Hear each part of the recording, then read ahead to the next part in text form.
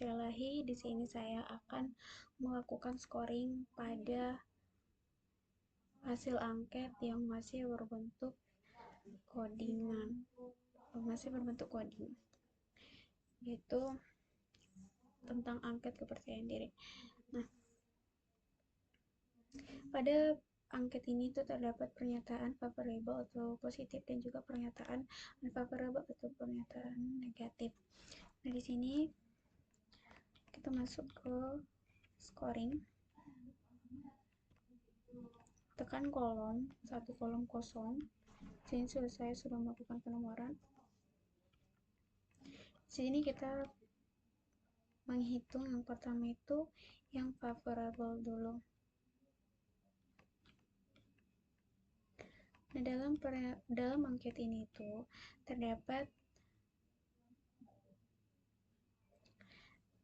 5 skala Likert, yaitu sangat setuju, agak setuju, tidak setuju, dan juga sangat tidak setuju. Nah, kita masukkan formula yang pertama yaitu favorable-nya sama dengan, kemudian if, setelah itu buka kurung, kemudian tekan ini, kolom yang ini, yang favorable, kemudian atau G8 ya, kemudian sama dengan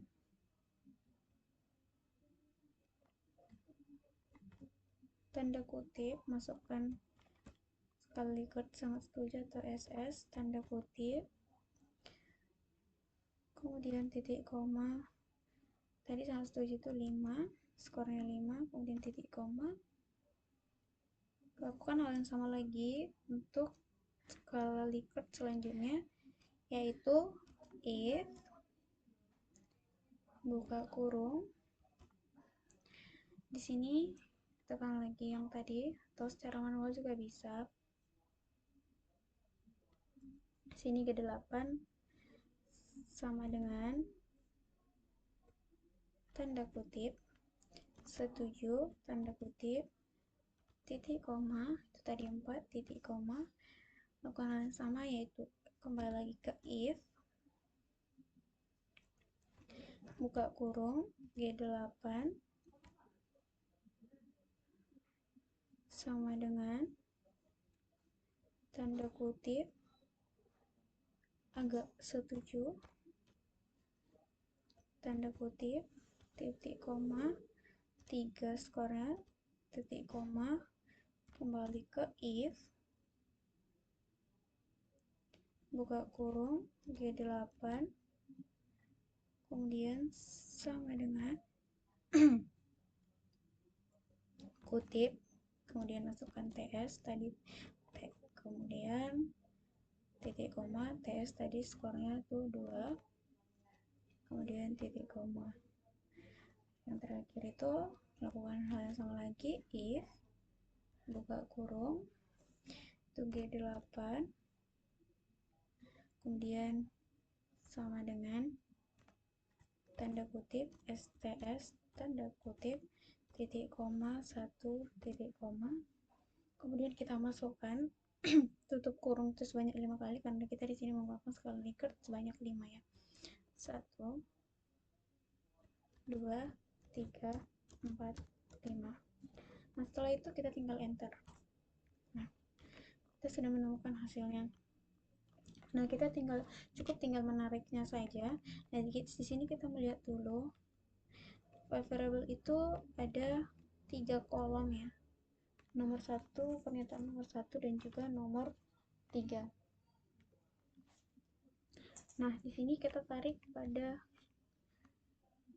nomor 1 dan nomor 3 ya, karena menggunakan formula yang sama. Oke, terus kita tarik ke bawah.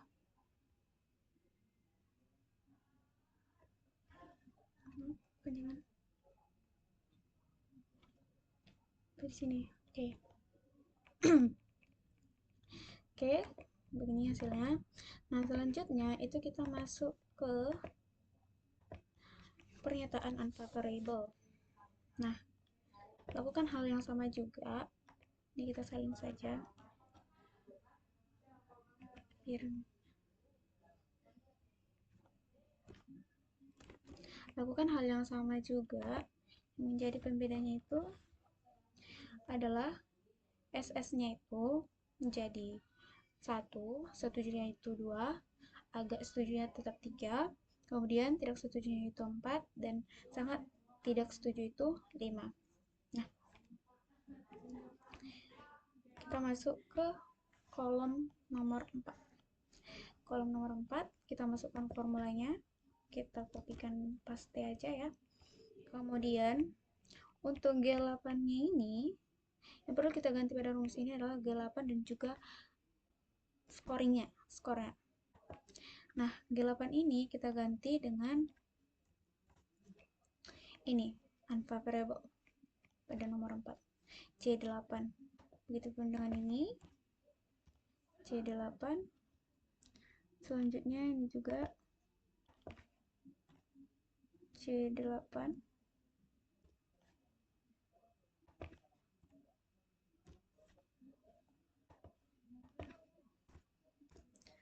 C8. Kemudian SS-nya tadi itu kita ganti jadi 1. Setujunya itu jadi 2. HS-nya tetap 3. Kemudian tidak setujunya itu tadi jadi 4. Dan sangat tidak setujunya itu jadi 5. Nah, kita tinggalkan enter. Nah, begini hasilnya. Nah, di sini kita hitung berapa unfavorable dan tinggal kita tarik. Nah, di sini unfavorable-nya itu ada 10. Ya, 1, 2, 3, 4, 5, 6, 7, 8, 9, 10. Nah, ada 10. Kita tarik ke samping. Di sini saya sudah ada tadi buat batasannya. Nah, sampai di sini, sampai ke nomor 13 pas ya, sampai yang ke 13. Oke, kita tinggal tarik ke bawah.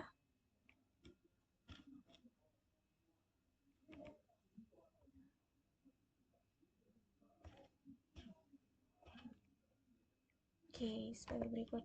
Nah,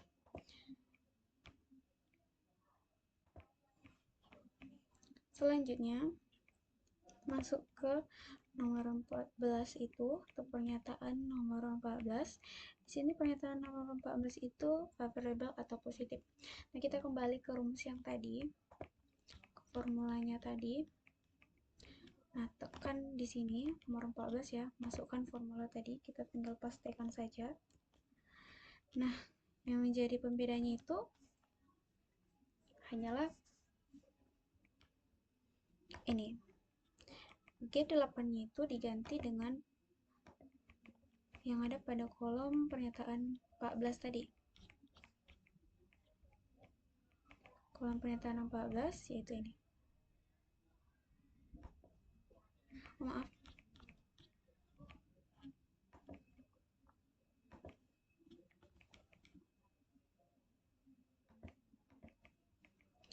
Tadi kita ganti jadi kolom pernyataan nomor 14 ya. 14. Yes. Itu adalah T8. Kemudian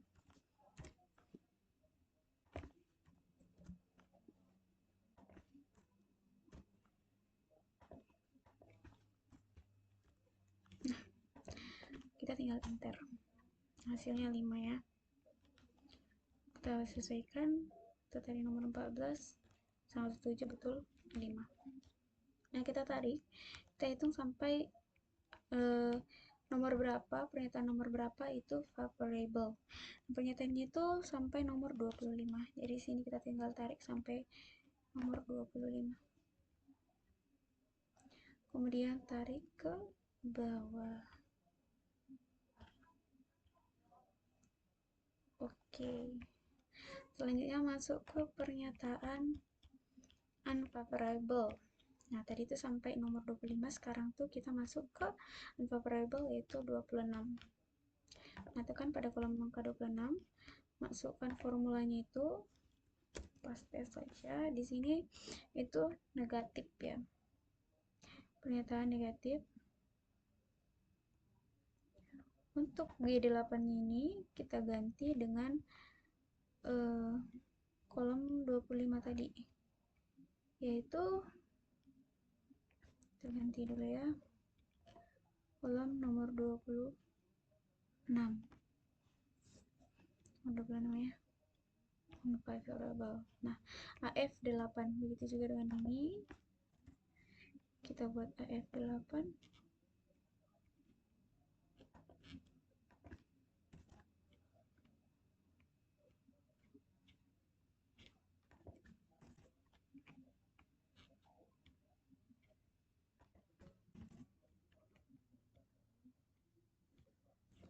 Jangan lupa mengganti ini tadi ya, negatif itu SS-nya 1, kalau S itu 2, AS-nya tetap, TS-nya itu 4, kemudian untuk STS-nya itu 5. Oke, kita cukup enter. Nah, ini kita hitung lagi sampai nomor berapa favorable unfavorable-nya. Tadi mulai nomor 26 sampai dengan 33. Nanti kita tarik sampai nomor 33 ya. Oke, berikut ya. Kemudian tarik ke bawah.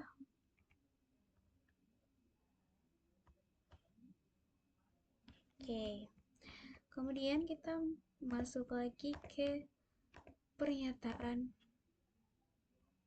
positif atau favorable. Nah, dengan hal yang sama, pasti saja rumusnya tadi, kita hanya perlu mengganti kolomnya. Tadi nomor 34. Nah, di sini G8 kita ganti dengan ini. Kolom 34 ya. Favorable. Oke.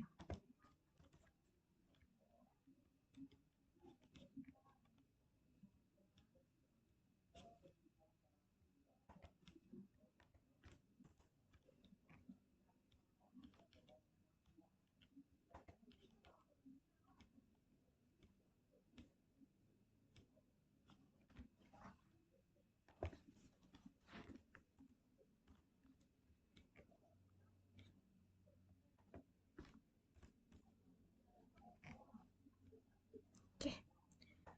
Kita enter saja.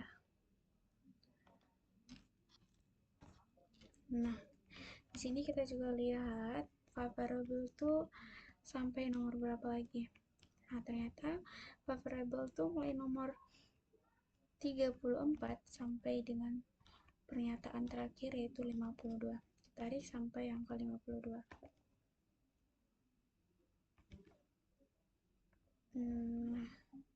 Oke, kita tarik ke bawah. Oke, nah di sini kita sudah mendapatkan skor ya. Di sini kita tinggal mentotalkan.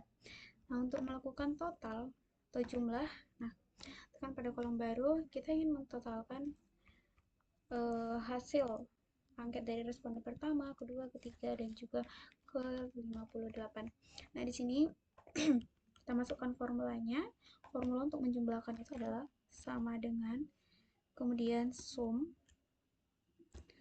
buka kurung. Nah, kita tekan atau masukkan ini atau BI8. Di sini kita menggunakan titik 2. Nah, sorry ya, sampai ini tadi. Nah, karena kita ingin menghitungnya mulai dari pernyataan pertama sampai dengan pernyataan yang ke-52 ya. Kemudian tutup kurung, enter. Dan setelah itu kita tinggal tarik ke bawah agar semua skor total dari responden tuh kita dapat. Nah, sudah ditemukan. Nah, inilah cara men-scoring dari angket kepercayaan diri dari data yang sudah diperoleh ini. Nah, jadi sekian untuk men-scoring data yang diperoleh dari angket kepercayaan diri. Selanjutnya yaitu tadi saya sudah melakukan scoring. Selanjutnya di sini saya akan membuat tabel distribusi frekuensi dan juga grafiknya atau statistik deskriptifnya. Nah, di sini tadi sudah melakukan scoring pada data atau melakukan tabulasi data. Nah, untuk melakukan statistik deskriptif atau membuat tabel distribusi frekuensi, kita perlu pergi ke SPSS. Nah, sebagai berikut, ini gambar untuk SPSS-nya.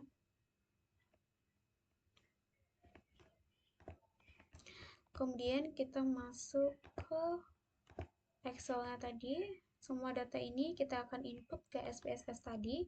Di sini kita perlu untuk copy. Nah, di sini kita kopikan semua tabulasi datanya atau scoringnya, begitu juga dengan skor total. Di sini kita copy. Nah, kita masuk ke SPSS. Nah, di sini kita ke data view. Di sini kita tinggal pastekan saja. Nah, begini bentukannya. Kita pergi ke variable view. Setelah masuk ke variable view, ini namanya kita ganti ya. Kita buat semuanya sampai pernyataan yang nomor 52. Nah, di sini untuk mengganti namanya kita tekan Ctrl F, kemudian replace, tekan masukkan var 00 menjadi ke P, replace-nya ke P. Nah, sebagai berikut ya. Kemudian replace all, nanti akan secara otomatis tergantikan. Kemudian kita bisa di sini close. Nah, untuk nama yang terakhir tuh kita buat total karena yang tadi skor total ya. Kemudian untuk desimalnya kita di sini cukup menggunakan 0 saja. Sini kita kopikan saja. Kemudian ini kita bold semuanya. Untuk mempersingkat waktu, kita di sini langsung pastekan saja. Oke. Kemudian kita masuk ke values. Nah, di sini kita masukkan. Di sini kita harus memperhatikan mana pernyataan yang negatif, begitu juga dengan pernyataan yang positif. Karena nanti untuk values-nya itu yaitu berupa value dan juga label itu beda ya. Nah, di sini nomor 1 itu masih pernyataan yang positif. Nah, skor 1 itu dimaknai dengan sangat tidak setuju pada pernyataan yang positif. Skor 2 itu dimaknai dengan tidak setuju pada pernyataan yang positif. Kemudian yang ketiga itu dimaknai dengan agak setuju, add, jangan lupa add. Kemudian 4 itu setuju, add. 5 itu sangat setuju, add. Nah, sebagai berikut ya, kita tinggal tekan OK. Nah, sebagai berikut, sini kita tinggal Ctrl copy. Kemudian kita tinggal pastekan saja ke pernyataan yang positif, mempersingkat waktu. Nah, kemudian pernyataan yang positif pada angka tersebut yaitu dimulai dari angka 14 sampai dengan 25. Ini 14 sampai 25. Nah, kontrol V-kan saja. Kemudian pernyataan positif yang bagian terakhir itu yaitu pernyataan mulai nomor 34 sampai dengan 52. Sini 34 sampai 52, kontrol V-kan saja. Nah, sekarang kita masuk ke pernyataan yang negatif. Pernyataan yang negatif pada skala Likert atau angka tersebut, skor 1 itu ditandai atau dimaknai dengan sangat setuju. Jangan lupa add. Skor 2 itu ditandai dengan setuju. Skor 3 itu ditandai dengan agak setuju. Kemudian skor 4 itu ditandai dengan tidak setuju. Kemudian skor 5 itu ditandai dengan sangat tidak setuju. Nah, ini perbedaannya ya. Kemudian kita klik OK. Jangan lupa kita kontrol copy. Tidak lama, kita tinggal kontrol V-kan saja. Kemudian begitu juga dengan ini yang merupakan pernyataan negatif. atau unfavorable, control kan. Nah, sudah selesai ya. Kemudian untuk totalnya itu kita tidak perlu ganti apa-apa lagi, kita masuk ke data view. Nah, begini tampilannya, namanya sudah ganti dan tidak menggunakan desimal lagi. Hal selanjutnya yang kita lakukan yaitu melakukan distribusi frekuensi atau membuat tabel distribusi frekuensi dan juga grafiknya. Nah, di sini saya menggunakan grafik histogram dan juga grafik polygon dan OGIF. Nah, hal yang kita lakukan yaitu kita pergi ke analyze, kemudian deskriptif, statistik, kemudian untuk frekuensi, kita pindahkan semuanya kecuali skor total. Maaf, kita pindahkan semuanya. Total itu tidak ikut keluarkan. Nah, selanjutnya kita pergi ke charge. Di sini kita akan membuat histogramnya. Kemudian tekan histogram, kemudian show normal kurva on histogram. Continue, di sini kita tinggal klik OK. Masih dalam proses.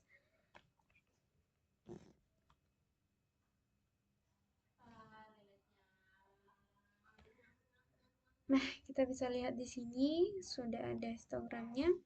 Di sini kita juga bisa melihat. Nah, ini adalah tabel frekuensinya. Untuk pernyataan nomor 1 itu kita bisa lihat ya. Pernyataan nomor 1 kita bisa lihat yang memilih opsi sangat tidak setuju itu ada frekuensinya 2 atau 2 orang atau 2 responden, tidak setuju itu ada 5.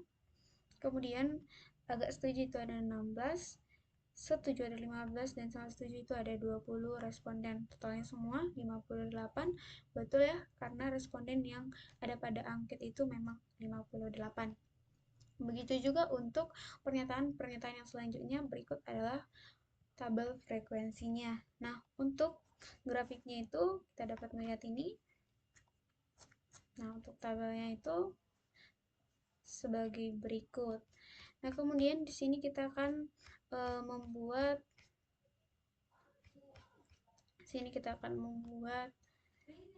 poligon. Nah, kita klik histogramnya ini. Klik 2 kali. Kemudian kita tekan add interpolation line. Pastikan ini tuh terletak di pada slide. Kemudian ini interpolate-nya centang dan uncentang kembali, kemudian apply. Nah, ini adalah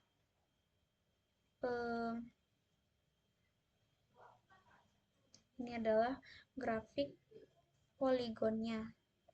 Kemudian kita, nah ini sudah terlihat ya, garis tipis, ini adalah grafik poligonnya. Kemudian di sini kita akan membuat grafik OGIF. Nah, kita lakukan yaitu pergi ke graphs, kemudian legalisi dialogs. Di sini kita pergi ke line, kemudian pilih simple define. Nah, di sini kita masukkan totalnya saja karena tidak bisa semua dimasukkan. Kita pergi ke total, itu kita pindahkan ke kategori aksis. Kemudian ini kita jangan lupa centang atau menekan %, kemudian pergi ke typewise. Nah, line 1 itu kita tuliskan OGIF. Continue. Setelah itu oke. Nah, sebagai berikut adalah grafik dari angket tersebut, yaitu grafik OGIF. Nah, hal yang ketiga yang kita lakukan atau yang selanjutnya adalah uji validitas dan reliabilitas. Nah, kita kembali ke data view. Kita kembali ke data view. Nah, kita tekan analyze, kemudian correlate, bivariate. Nah, di ini semua kita masukkan saja, pindahkan semua item, begitu juga dengan skornya, skor total.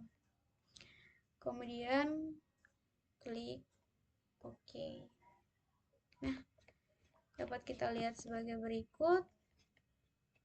Sudah ada correlation-nya setiap itemnya. Nah, cara kita melihat apakah pernyataan tersebut valid atau tidak, yaitu dengan cara membandingkan R hitung dan R tabel, atau bisa juga dengan membandingkan signifikansi, di mana signifikansinya itu harus di bawah 0,05, atau bisa juga kita melihat tanda bintang. Biasanya itu jika ada tanda bintang itu valid. Oke, untuk membandingkan dari R tabel, perlu kita cari tahu R tabel berdasarkan banyak responden yang kita miliki. Nah, di sini sudah ada. Nah, responden dalam angket tersebut itu ada 58. Tapi di sini dikatakan N itu adalah banyak responden ya, itu dikurang 2. Nah, kita ada 58 responden, dikurang 2 itu 56. Nah, jadi yang kita gunakan itu adalah ini. Nah, di sini saya menggunakan tingkat signifikansi yang 0,05, yang berarti tingkat kepercayaannya itu adalah 5%, yaitu 0,2586 atau 0,258. Ingat, itu 0,258. Kita pergi ke output tadi. Nah, di sini tadi kita sudah menemukan bahwa R tabelnya itu 0,258, yang artinya dikatakan itu valid pernyataannya atau itemnya itu apabila R hitung itu lebih besar dari R tabel. Tadi R tabelnya itu 0,258. Nah, R hitung di sini itu sebanyak 0,119. Artinya R tabel lebih besar. Nah, dari sini kita bisa katakan pernyataan ini tidak valid. Pernyataan ini tidak valid. Kemudian, berdasarkan signifikansi juga kita bisa lihat, yaitu dengan cara nilai signifikansinya itu harus di bawah 0,05, maka dikatakan valid. Nah, ini di atas dari 0,05, maka dikatakan pernyataan nomor 1 itu tidak valid. Kemudian untuk pernyataan nomor 2,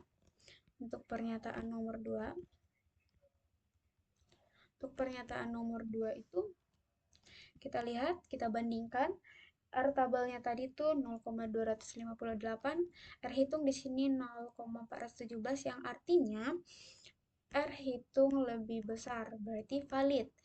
Kalau berdasarkan signifikansi itu di bawah 0,05.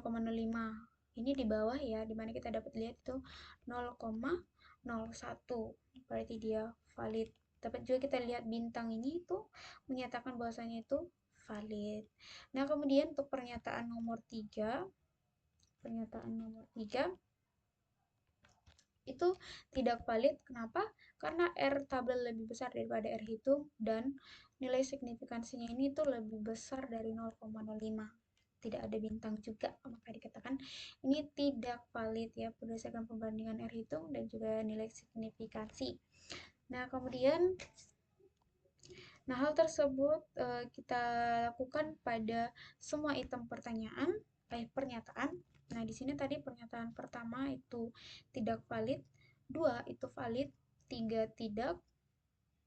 Kemudian pernyataan nomor 4 tidak, 5 itu tidak, 6 tidak. Kemudian 7 valid, 8 tidak, 9 tidak valid ya. 10 juga tidak valid, 11 tidak valid, 12 valid ya, karena ini masih di atas dari R-tabel dan signifikansinya juga di bawah 0,05 ya. Kemudian 18 itu valid ya. Kemudian 19 itu tidak valid. 19 tidak valid. Kemudian 20 juga tidak valid. 21 tidak valid. 22 juga tidak valid. Kemudian 23 tidak valid. 24 valid. 24 valid. 25 tidak valid. 26 itu valid. 27 tidak valid. 28 itu valid. 29 valid. 30 valid. 31 valid. 32 valid. 33 itu tidak valid. Kemudian 34 itu valid. 35 tidak valid. 35 tidak valid. 36 tidak valid. 37 valid. 38 tidak valid. Kemudian 39 tidak valid.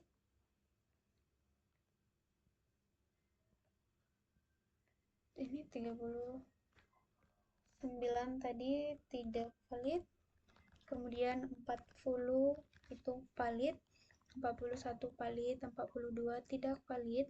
43 itu valid. 44 itu tidak valid. 45 tidak valid. 46 valid. 47 itu masih valid.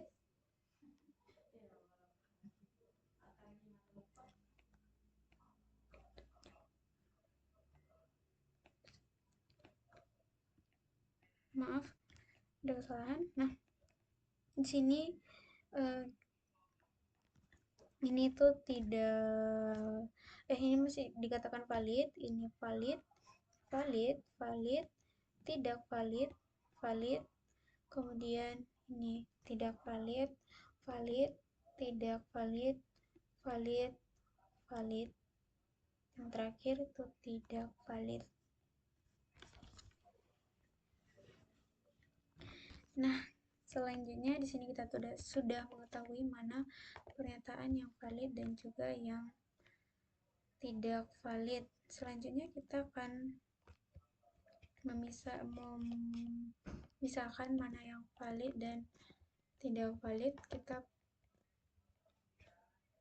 pergi lagi ke data view. Di sini kita melakukan uji validasi lagi, tapi hanya memasukkan poin-poin atau item-item ataupun pernyataan-pernyataan yang valid. Nah, pergi ke analyze, kemudian correlate, bivariate. Nah, di sini untuk pernyataan yang tidak valid kita keluarkan 1, kemudian 3, 4, 5, 6, 8, 9, 10,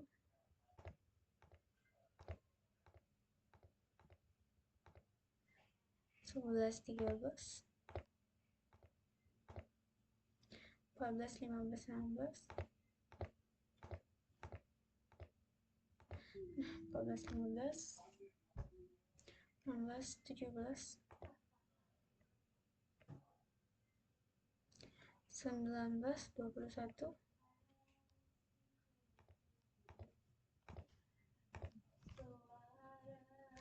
27, 29, 27, 29, 30, 32, 33, 36, kemudian 38, 39, 39, kemudian 45, 47, 49, dan 52. Di sini kita okekan. Nah, di sini kita bisa lihat semua yang ada di sini itu adalah sudah merupakan pernyataan-pernyataan yang sudah valid. Pernyataan-pernyataan yang sudah valid. Oke, selanjutnya kita akan melakukan uji reliabilitas. Di sini kita pergi ke analyze, kemudian scale, kemudian reliability analysis. Di sini kita memasukkan item-item yang valid saja. Jadi untuk menguji reliabilitas itu kita hanya masukkan item-item yang valid. Nah, di sini kita memasukkan item yang valid. Item yang valid itu tadi 2, 7, 12, 18, 20,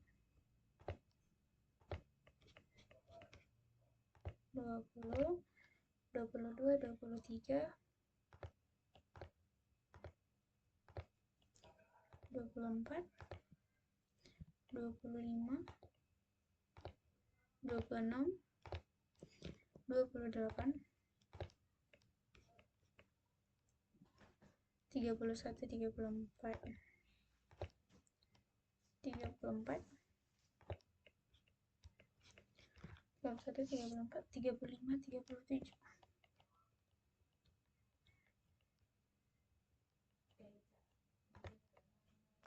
Tiga puluh lima, 37, 40, 41, 42, 43, 44,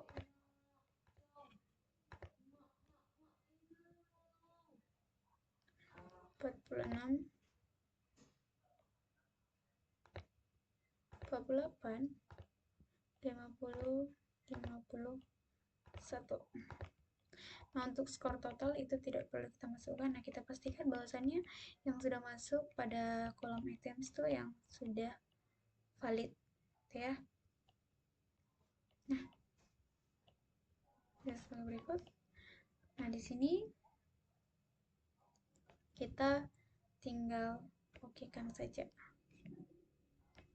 Nah, di sini kita bisa melihat reliability atau reliable dari angka tersebut.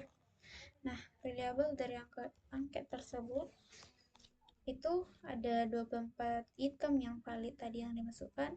Itu crown batch alphanya itu 0,524. Padahal kita tahu bahwasanya dikatakan suatu angket itu tuh reliable apabila crown batch alphanya itu lebih dari 0,70 atau 0,60, sedangkan di sini kurang dari 0,60 ataupun 0,70 ya, maka dikatakan tidak reliable atau tidak reliability. Nah, kemudian kita masuk ke uji normalitas. Kita pergi ke data view tadi. Di sini kita akan melakukan uji normalitas lagi. Untuk uji normalitas, kita pergi ke deskriptif statistik, kemudian explore. Nah, kita masukkan ke dependent list. Yang kita masukkan ke dependent list itu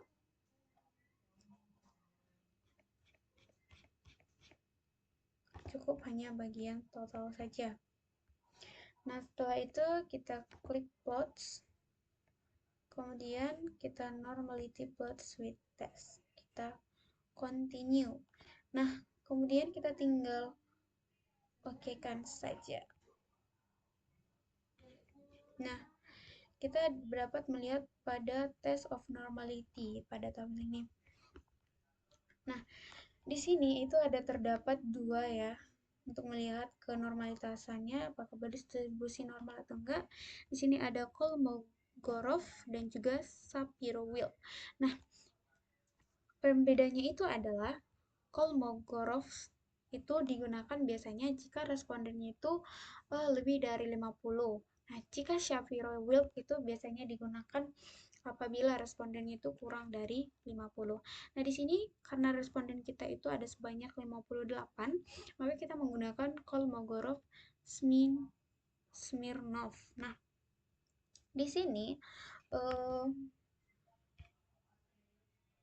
signifikansinya itu dikatakan dia berdistribusi normal apabila signifikansinya itu di atas dari 0,05. Nah, di sini kita lihat signifikansinya itu di atas 0,05 ya, dimana kita dapat lihat signifikansinya itu 0,200 yang artinya di atas dari 0,05. Itu artinya data yang kita buat tadi atau data yang diperoleh tadi itu dapat dikatakan berdistribusi normal. Baik, sekian yang dapat saya jelaskan. Terima kasih, Bu. Di sini saya akhiri dengan mengucapkan terima kasih banyak dan selamat pagi.